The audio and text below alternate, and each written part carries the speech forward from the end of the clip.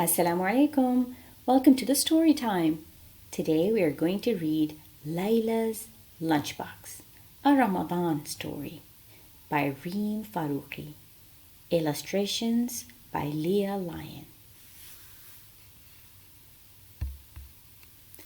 We won't be needing this for a while, said Lailah's mother, hanging up Lailah's lunchbox. Imagine, I won't be eating lunch for a month, replied Lailah with a twirl.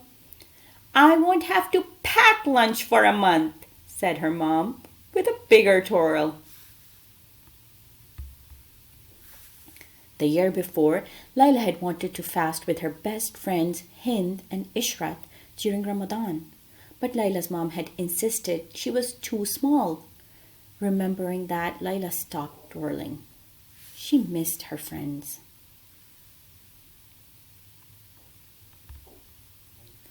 Moving from one continent to another had been hard.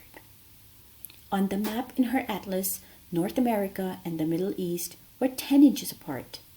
But in real life, she was so much farther away. She wished she was only 10 inches away from Hind and Ishrat. She knew the sign by the highway said, Peachtree City, you will love to call it home. But she didn't agree with the sign. Abu Dhabi still felt like her home. The next morning, before sunrise, Lailah's mom gently nudged her. Lailah, she whispered, Sehri time. Lailah chomped on her chocolate chip pancakes with her eyes closed. Delicious, she said. Come on, let's pray now, said her mom. After Sehri, Lailah snuggled back into her bed until her mom woke her up again, this time for school.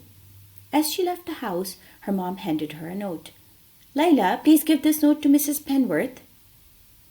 Without her lunchbox to carry, her fingers felt extra free and swingy. She felt so light, she skipped to the school bus stop. On the school bus, she read her mom's note.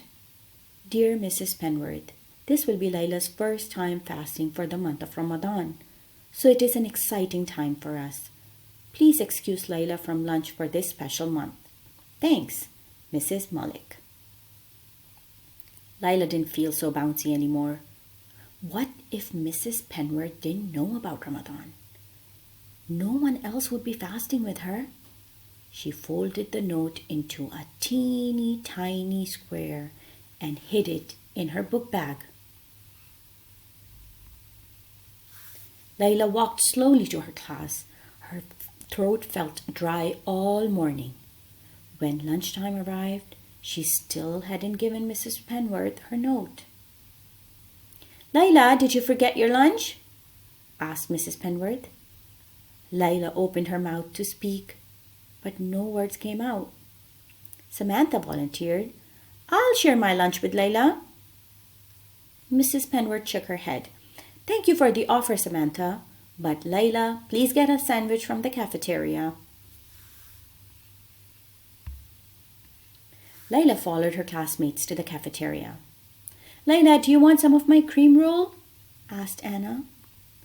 Lailah thought of telling Anna that she was fasting, but she didn't think anyone at Sunnyvale Elementary School knew about Ramadan. No thanks, she started to say. I didn't bring my... Are you sure? Asked Anna, unwrapping the cream rolls. Lailah watched the cream roll get smaller and smaller as she didn't feel so sure. Cream rolls were her favorite. She looked away. Her nose still smelled food. Lailah wished she had given Mrs. Penworth the note. Even Isaiah's bologna sandwich looked tasty, and Lailah didn't even like bologna. Her stomach rumbled. Suddenly, she had an idea. While everyone was busy eating, she sneaked out of the cafeteria. Her stomach stopped growling. Why, Lailah, it's a pleasure to see you. What brings you here at lunchtime? Asked Mrs. Carman, the librarian. Lailah felt safe among all the books. She opened her mouth, and this time her words tumbled out. Lailah told Mrs. Carman that Mrs. Penworth and her classmates didn't know she was fasting. She told her how she missed Hind and Ishrat. It felt good to tell someone all the words that had been inside her mind all morning, and especially to tell her about Ramadan. Mrs. Carman understood. "You must feel special to fast this Ramadan," said the librarian with a smile. "I do," said Lailah, "but why is it so hard to explain?" "You know what I always do when I can't get my thoughts out, or when I get shy about talking?" asked Mrs. Carman. "I write my thoughts down." Lailah got to work. She wrote neatly, adding extra loops to her capital L. She worked so hard, her cheeks turned pink. "Dear Mrs. Penworth, I didn't forget my lunchbox today. It's Ramadan. My mom finally let me fast. This means I won't be eating lunch for a month. Sincerely, Lailah. P.S. I am Muslim. P.P.S. My mom wrote you a note too. Here it is. P.P.P.S. Here's a poem I wrote about Ramadan. Ramadan is a month Muslims celebrate, a time to count our blessings and appreciate. Muslims fast before sunrise to sunset. But wait, that's not all just yet. Ramadan is a time for lots of prayer. We help the poor people to show we care. So in the day, I won't be eating any food, but hopefully we'll stay in a good mood." Lailah hurried back to the cafeteria to join her class.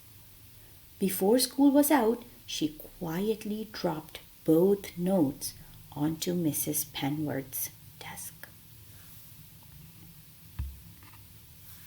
The next morning, Lailah swung her fingers as she waited for the school bus.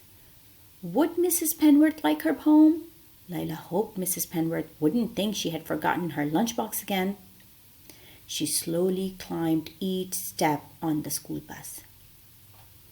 In class, Mrs. Penworth didn't say anything, so Lailah wondered what had happened. At times like this, she wished Hind and Ishrat were there with her. They would know what to say.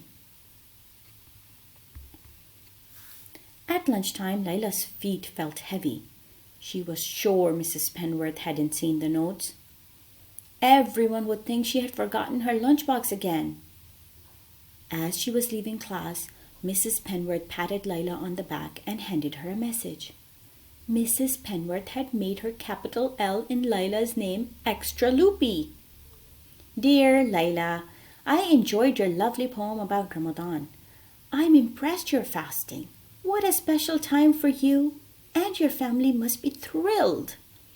Would you share your poem with the class today after lunch? You could go to the library this month instead of the cafeteria. Mrs. Carman is excited to see you.